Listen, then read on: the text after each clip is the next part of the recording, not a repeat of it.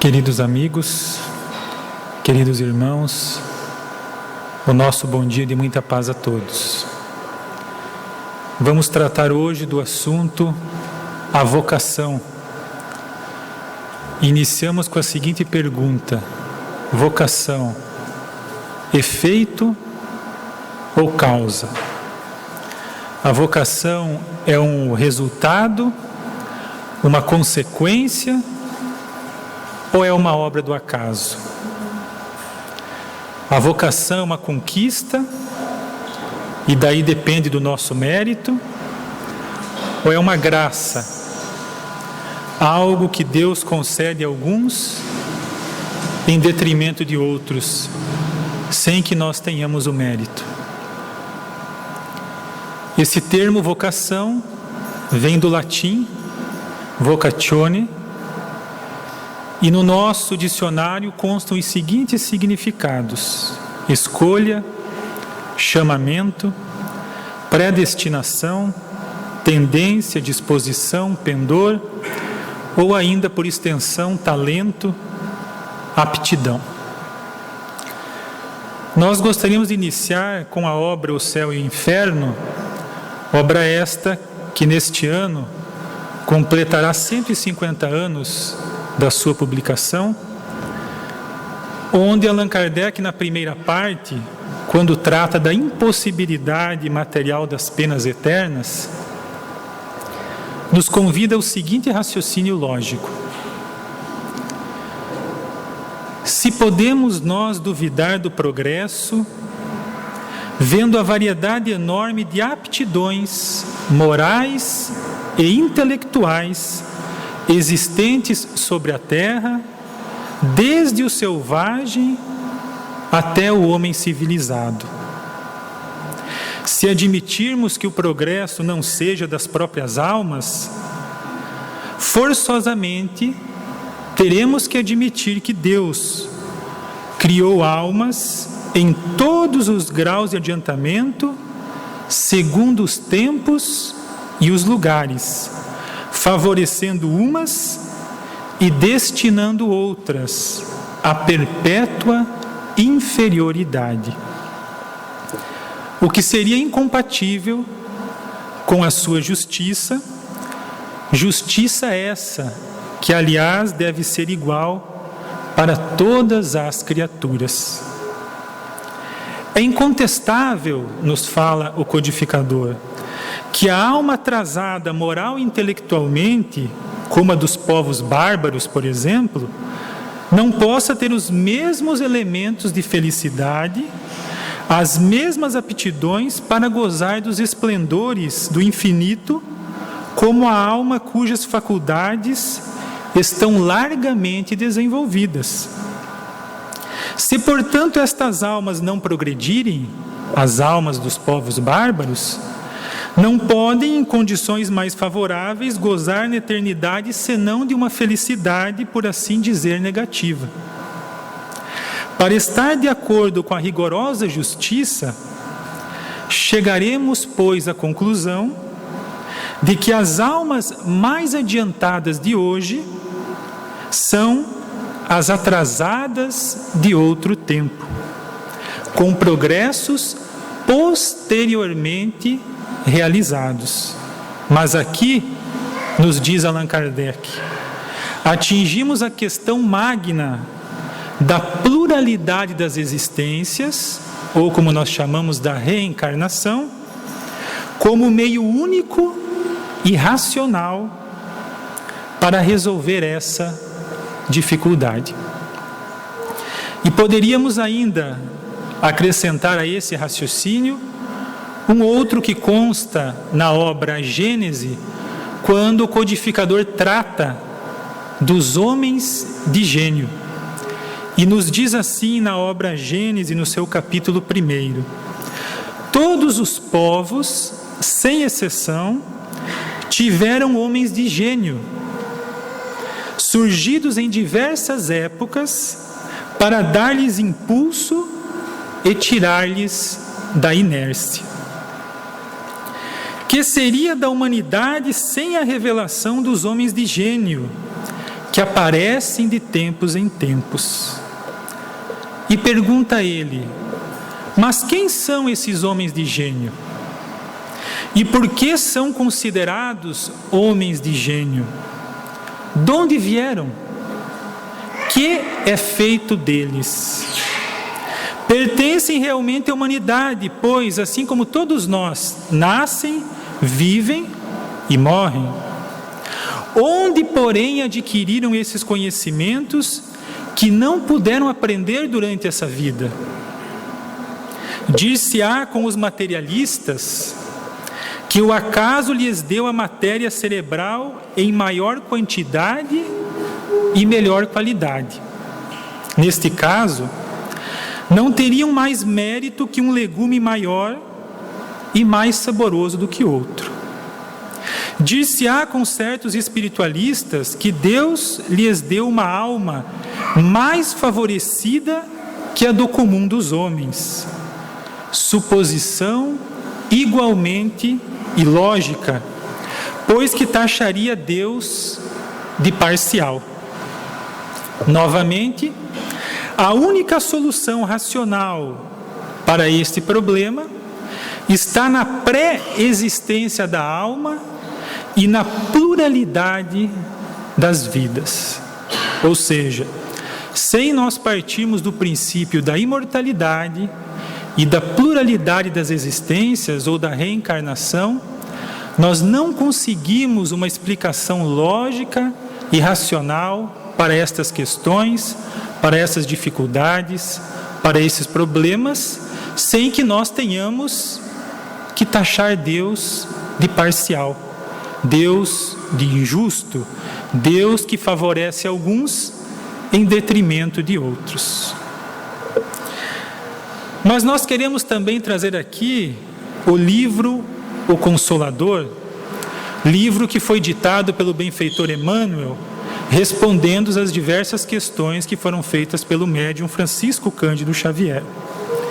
E na questão 50 do livro O Consolador, a seguinte pergunta foi formulada ao benfeitor Emmanuel: a vocação é uma lembrança das existências passadas? E respondeu Emmanuel: a vocação é o impulso natural, oriundo da repetição de análogas experiências através de muitas vidas. Suas características nas disposições infantis são o testemunho mais eloquente da verdade reencarnacionista. Então o benfeitor Emmanuel nos esclarece de que aquilo que nós temos como vocação, que nós fazemos com naturalidade, é o impulso natural que tem origem na repetição, no exercício de experiências análogas, de experiências semelhantes, de experiências parecidas, as quais nós repetimos por muitas e muitas vezes, através de muitas vidas, de maneira que nós incorporamos aquilo, assimilamos aquilo de tal maneira que hoje para nós é algo natural, que nós fazemos com naturalidade, até com uma certa facilidade. E suas características nas disposições infantis, nas crianças, são o testemunho mais eloquente, a prova incontestável da verdade reencarnacionista, da reencarnação.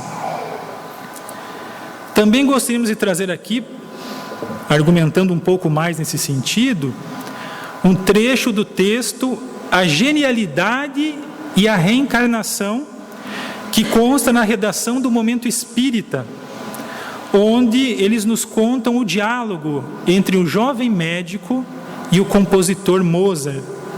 E nos dizem assim: conta-se que um jovem médico procurou o notável compositor Mozart e lhe perguntou como deveria proceder para escrever uma sinfonia. O grande músico lhe respondeu que ele era muito jovem para pensar em escrever sinfonias, e lhe sugeriu então que ele escrevesse baladas. Indignado com a observação, o jovem médico retrucou: como pode me dizer que sou jovem, se o senhor escreveu sinfonias com apenas 10 anos de idade? Realmente, concluiu Mozart, eu as escrevi com aquela idade, mas não perguntei a ninguém como fazê-lo. Então a resposta do alegre músico austríaco nos faz pensar no prodígio que realmente são algumas crianças. E nós temos aqui alguns exemplos ao longo da história que estão registrados no livro O Problema do Ser, do Destino e da Dor, escrito por Leon Denis, quando ele nos fala, por exemplo, acerca de Liszt, Beethoven e Rubinstein, que faziam-se aplaudir apenas aos 10 anos de idade. O famoso Rembrandt já era pintor antes mesmo de aprender a ler. Michelangelo, a quem devemos a maravilha das pinturas da Capela Sistina, no Vaticano, foi considerado um artista completo aos 8 anos por seu mestre. O célebre escritor francês Victor Hugo revelou-se literariamente aos 13 anos. Pascal, aos 12, já havia descoberto a geometria plana. No século XVI, o escocês Jack Crichton, aos 15 anos, discutia em latim, grego, hebraico ou árabe sobre qualquer assunto. Havia conquistado o grau de mestre aos 14 anos. Henrique Heineken, nascido em Lübeck em 1721, falou quase ao nascer. Aos 2 anos sabia 3 línguas. Aprendeu a escrever em alguns dias e dentro de pouco tempo exercitava-se em pronunciar pequenos discursos. Com 2 anos e meio, fez exame de geografia e história antiga e moderna. O jovem Van der Kerkhoff, de Bruges, morreu aos 10 anos e 11 meses, deixando 350 pequenos quadros magistrais que poderiam ser assinados por grandes pintores. Outro menino, William Hamilton, estudava hebraico aos 3 anos e aos 7 anos possuía conhecimentos mais extensos do que a maior parte dos candidatos ao magistério. Aos 13 anos, já conhecia 12 línguas. No Congresso Internacional de Psicologia de Paris, em 1900, o senhor Charles Richer, na Academia de Medicina, apresentou em Assembleia Geral, reunidas todas as sessões, um menino espanhol de 3 anos e meio de idade, chamado Pepito Arriola, que tocava e improvisava ao piano áreas variadas, muito ricas de sonoridade. Na Itália, Trombetti aprendeu sozinho na escola primária francês e alemão, aprendeu árabe com a simples leitura de um livro, um persa ensinou-lhe a sua língua em algumas semanas, aos 12 anos aprendeu a ler por si só e simultaneamente latim, grego e hebraico, e em seguida quase todas as línguas vivas ou mortas. Willie Guin recebeu o diploma de médico da Universidade de Nova Orleans com 5 anos de idade. E, finalmente, o engenheiro sueco, Ericsson, aos 12 anos, era inspetor no Grande Canal Marítimo de Suez e tinha às suas ordens cerca de 600 operários. Então, nos diz Leon Denis que fenômenos como esse, que estão registrados e que nos fala a história, não podem ser fatos desconexos, desligados do nosso passado, produzindo-se ao acaso no vácuo do tempo e do espaço. Exemplos como esse são fatos, são espíritos, são seres que chegam a este mundo com um passado inteiro de trabalho e evolução, resultado e, portanto, efeito, e não causa, de um plano traçado e de um alvo que eles se dirigem através das suas existências sucessivas, das suas reencarnações. Cada encarnação encontra na alma que recomeça a vida nova uma cultura particular, aptidões e aquisições mentais que explicam a facilidade para o trabalho e o seu grande poder de assimilação. Por isso, nos dizia Platão, aprender é recordar-se. Mas nós também queremos aqui trazer questões que estão na nossa grande obra, o Livro dos Espíritos, quando lá na segunda parte, no capítulo 4, quando o codificador trata da pluralidade das existências, ou seja, da reencarnação, e aborda o assunto das ideias inatas. E ele formula na questão 218 a seguinte pergunta aos espíritos venerandos: encarnado, conserva o espírito algum vestígio das percepções que teve e dos conhecimentos que adquiriu nas existências anteriores? Nos respondem os espíritos: guarda vaga lembrança que lhe dá o que se chama ideias inatas. E na mesma questão, volta a perguntar novamente o codificador: não é então quimérica a teoria das ideias inatas? E respondem os espíritos: não. Os conhecimentos adquiridos em cada existência não mais se perdem. Liberto da matéria, o espírito sempre os tem presentes. Durante a encarnação, esquece-os em parte, momentaneamente. Porém, a intuição que deles conserva lhe auxilia o progresso. Se não fosse assim, teria que recomeçar constantemente. Em cada nova existência, o ponto de partida para o espírito é o que, na existência precedente, ele ficou, e nós poderíamos acrescentar, e mais o que ele desenvolveu no mundo espiritual.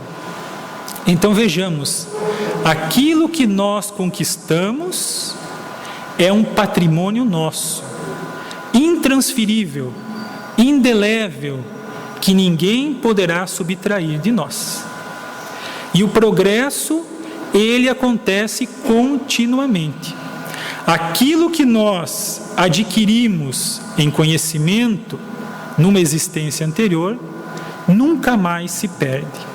E numa nova existência, apesar de esquecer os detalhes de como nós adquirimos esse conhecimento, nós os trazemos conosco. E a intuição que nós guardamos, então, de todo esse progresso que nós já fizemos, é o que nos permite darmos continuidade a esse progresso. O conhecimento, tudo que nós já adquirimos, nós vamos cada vez agregando mais. Sempre há um fundo sobre o qual nós damos um passo a mais, sobre o qual nós avançamos. Por isso nós costumamos dizer que o progresso se apoia no próprio progresso. E assim nós vamos numa espiral, ascendendo em ciência e em moralidade. As tendências instintivas que nós trazemos conosco, se nós nos autoanalisarmos, nos indicam também, do ponto de vista moral, aonde nós paramos. Aquilo que nós ainda precisamos trabalhar em nós para nos aperfeiçoarmos do ponto de vista moral. Basta nós nos analisarmos, nós nos conhecermos melhor, nós levantarmos as nossas tendências instintivas, que nós veremos aquilo que nós ainda precisamos trabalhar em nós. Então o progresso ele é sempre contínuo.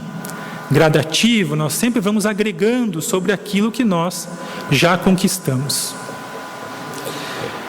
E na questão 219, pergunta também o codificador: qual a origem das faculdades extraordinárias dos indivíduos que, sem estudo prévio, parecem ter a intuição de certos conhecimentos, como o das línguas, do cálculo, etc., etc. Lembrança do passado, respondem os espíritos, progresso anterior da alma, mas de que ela não tem consciência. Nós não sabemos os detalhes, mas nós trazemos aquilo conosco. O codificador faz um raciocínio fantástico na obra O que é o Espiritismo, quando trava o diálogo com o cético, usando como analogia o aluno que passa ano após ano na escola, e ele faz a seguinte proposta: que me adianta saber no ano seguinte quem foram os meus professores no ano anterior, que escola eu estudei, qual a cidade, se eu fiquei em recuperação ou não em alguma disciplina? Que me importa saber desses detalhes se eu levo para o ano seguinte o conhecimento? O que fará com que eu tenha êxito ou sucesso no próximo ano é o conhecimento que eu trago comigo. Os detalhes de como eu adquiri esse conhecimento nos anos anteriores, pouco importa. Então, o importante para nós é trazermos esse conhecimento, esse progresso conosco. Os detalhes de como nós adquirimos esse conhecimento, nesse momento, pouco importam para nós. Na questão 220, pode o espírito, mudando de corpo, perder algumas faculdades intelectuais, deixar de ter, por exemplo, o gosto pelas artes?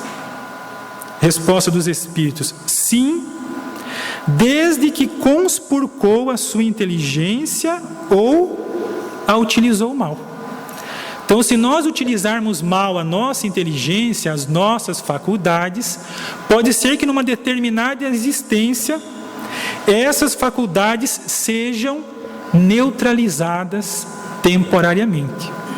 Mas não somente por esse motivo, continuam os espíritos, depois uma faculdade qualquer pode permanecer adormecida, não é que nós a perdemos, ela apenas está em stand-by, digamos assim, durante uma existência, por querer o espírito exercitar outra, que nenhuma relação tem com aquela.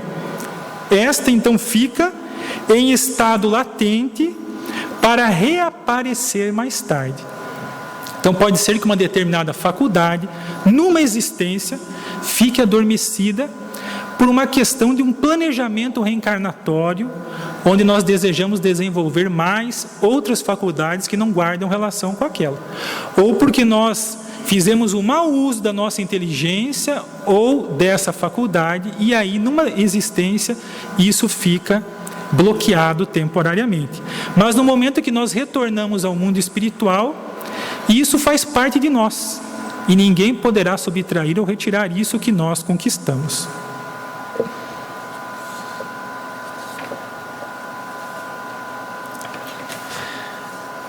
Na questão 862, também da obra O Livro dos Espíritos, quando Allan Kardec trata da lei de liberdade, ele formula a seguinte pergunta: pessoas existem que nunca logram bom êxito em coisa alguma, que parecem perseguidas por um mau gênio em todos os seus empreendimentos. Não se pode chamar isso fatalidade, porque ele está tratando aqui da lei de liberdade. E os Espíritos nos dizem assim: será uma fatalidade se lhe quiseres dar esse nome, mas que decorre do gênero de existência escolhida. É que essas pessoas quiseram ser provadas por uma vida de decepções, a fim de exercitar a paciência e a resignação. Essa é a primeira parte da resposta.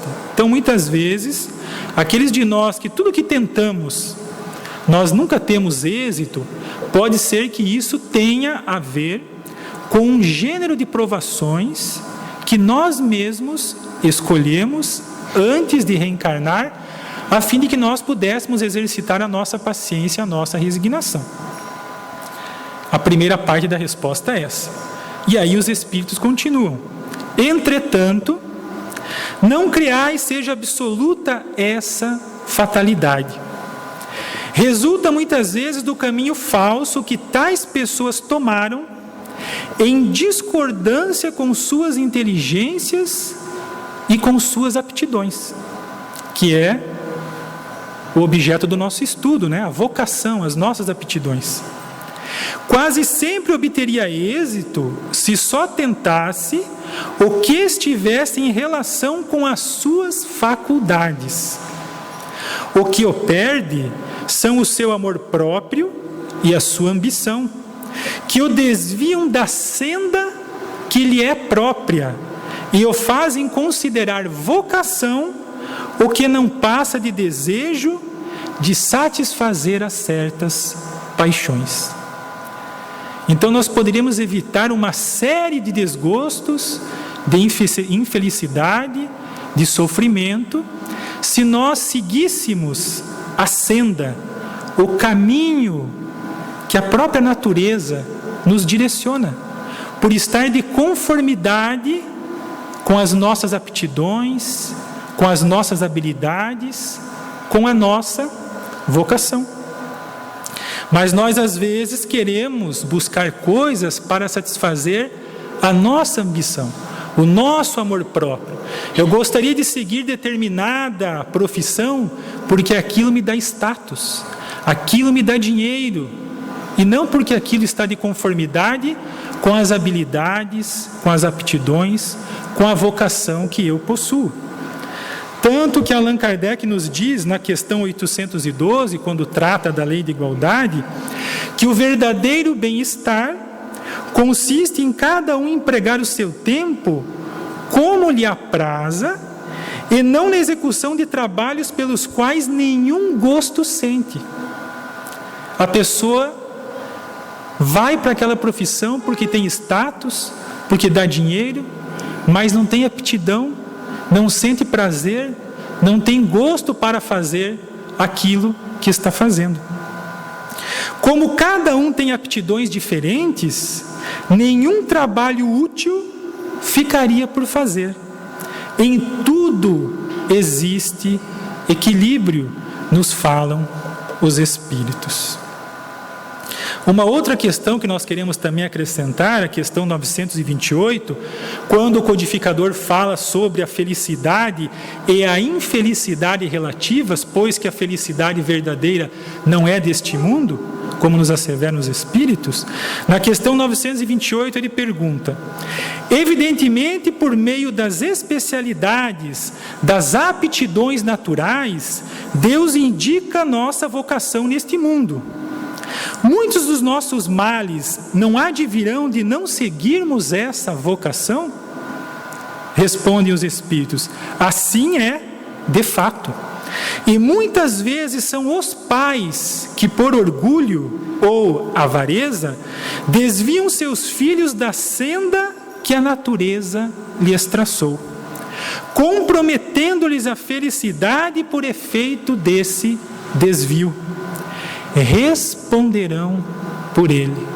Então vejamos a nossa responsabilidade enquanto pais de não exigirmos que os nossos filhos sigam aquilo que nós achamos, do ponto de vista das vocações, das aptidões, das habilidades, das profissões, que nós entendemos que é o melhor para ele, desviando ele da senda, do caminho que a própria natureza lhes traçou, na verdade, dos próprios compromissos que ele assumiu, do planejamento que ele fez antes de reencarnar.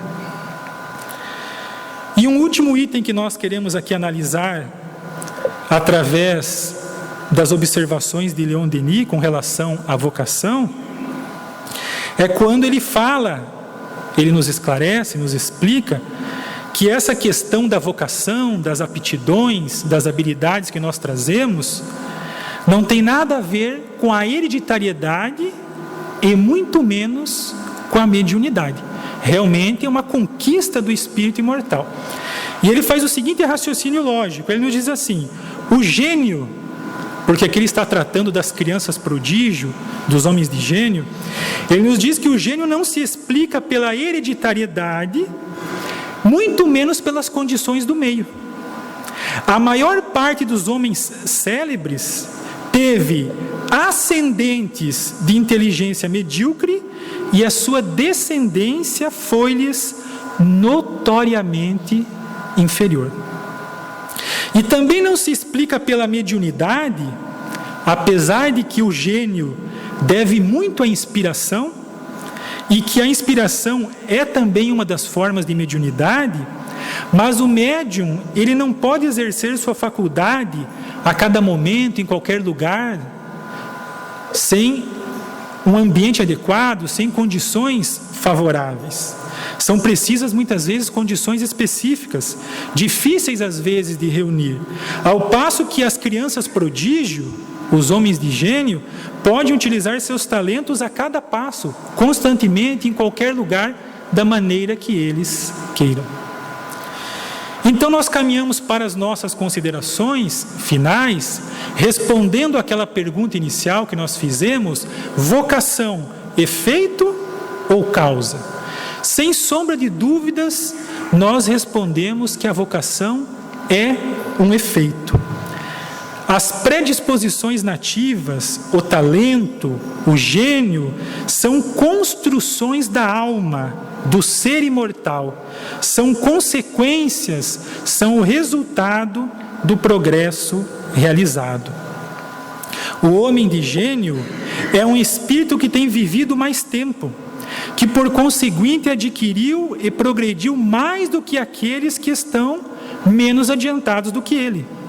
Encarnado traz o que sabe, e como sabe muito mais do que os outros e não precisa aprender, é chamado então de homem de gênio. Mas o seu saber é fruto de um trabalho anterior e não resultado de um privilégio. Antes de renascer, era ele, pois, espírito adiantado. Reencarna para fazer que os outros aproveitem do que já sabe, ou para adquirir mais do que já possui. São os resultados de imensos labores que familiarizaram esses espíritos com as artes ou as ciências em que primam. Longas investigações, estudos e exercícios seculares deixaram impressas no seu invólucro perispiritual marcas profundas que geram uma espécie de automatismo psicológico, nos fala Leon Denis.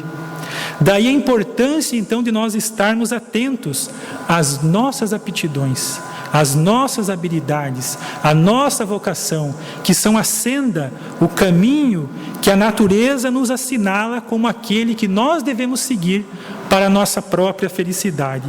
E que estejamos atentos, quando nas condições de paz, para nós não exigirmos que os nossos filhos sigam aquele caminho que nós achamos que é o melhor para eles, em discordância com as suas aptidões, com as suas habilidades e com a sua vocação. Então essas seriam as nossas reflexões dessa manhã com relação ao assunto da vocação. Muito obrigado.